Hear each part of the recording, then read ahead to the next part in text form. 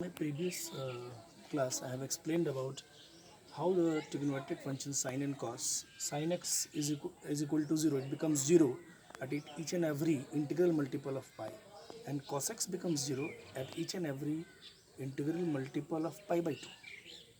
So let us see, we can make a formula based upon that. So we can make a formula. Sin x becomes 0 at each and every integral multiple of pi. So I can write if x is equal to n pi. What is n there? Where n belongs to the integer z. Second, cos x becomes 0. When it will be becoming 0? If and only if x is equal to odd multiple of pi by 2. Again, where n belongs to the integer z. We can find for the rest functions also. If when tan x will be 0, you know tan x means sin x by cos x. So sin x by cos x, can I write it in this way? Sin x by cos x is equal to 0. That means here cos x should not be 0. So when cos x is 0, when x is equal to 2n plus 1 pi by 2, that means cos x should not be 0. That means it should not be equal to 2n plus 1 pi by 2. So I can easily write if x is not equal to 2n plus 1 pi by 2. In the same way, we can find for the rest sin x, cos x, tan x, then I can make it for cosec x.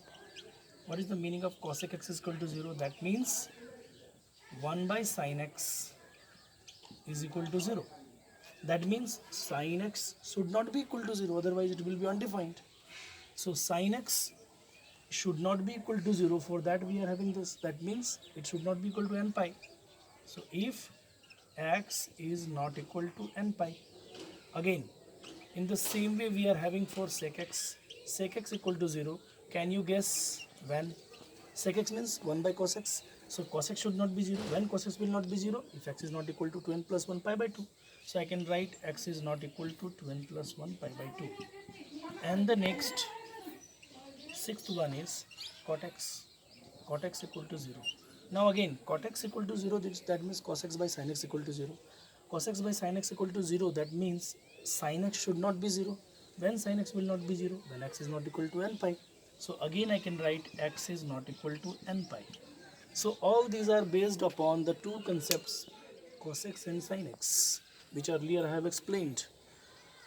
While drawing a circle, I have explained this when sin x will be 0 and cos x will be 0. Based upon that, I have explained all the rest functions.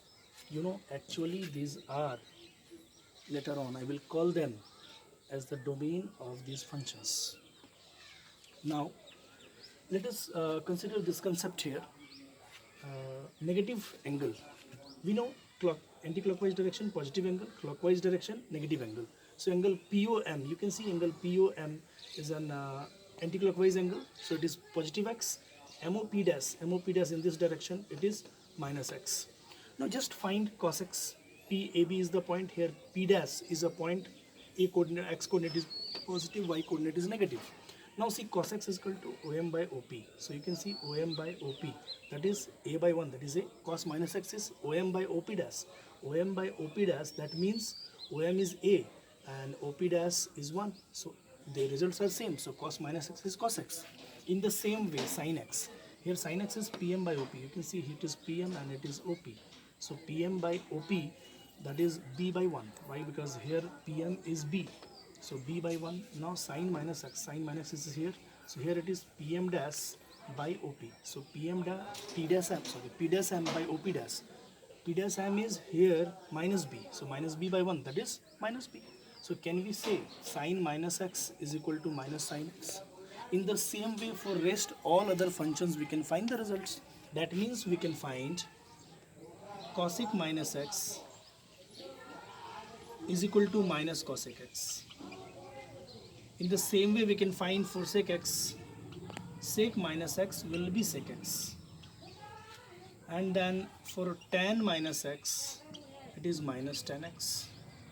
Cot minus x, it is minus cot x. Based upon that we can prove all the rest.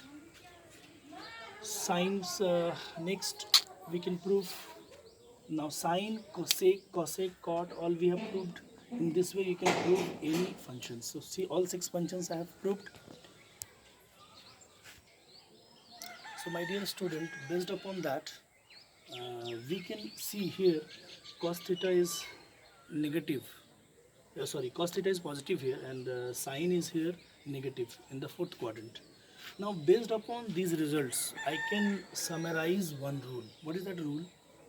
All for trigonometric functions will be positive in the first quadrant, because here AB both are positive.